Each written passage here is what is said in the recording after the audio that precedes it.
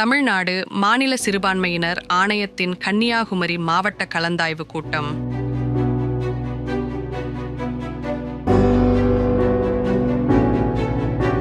தமிழ்நாடு மாநில சிறுபான்மையினர் ஆணையத்தின் கன்னியாகுமரி மாவட்ட கலந்தாய்வு கூட்டமானது மாவட்ட ஆட்சியர் அலுவலக கூற்றங்கில் 19 ஆகஸ்ட் 2025 செவ்வாய்க்கிழமை நடைபெற்றது. ஆணையத் தலைவர் மாண்புமிகு அருட்தந்தை சோஜோ அருண்சேச அவர்கள் தலைமையேற்று சிறுபான்மையினரின் கோரிக்கைகளை கேட்டறிந்தார்.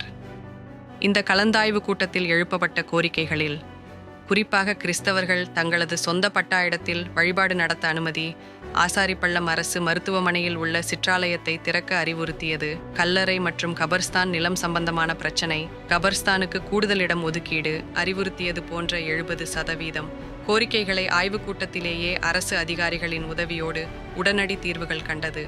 சிறுபான்மையின மக்கள் மத்தியில் பெரும் வரவேற்பை பெற்றது. பின் பல லட்சம் மதிப்பிலான நலத்திட்ட உதவிகளை வழங்கி செய்தியாளர் சந்திப்பில் ஆணைய தலைவர் அவர்கள், மாண்புமிகு தமிழ்நாடு முதலமைச்சர் அவர்கள் சிறுபான்மையின மக்களுக்கு பாதுகாப்பு மற்றும் நலத்திட்டங்கள் வழங்குவதில் மிகுந்த அக்கறையுடன் பணியாற்றி வருவதாக கூறினார்.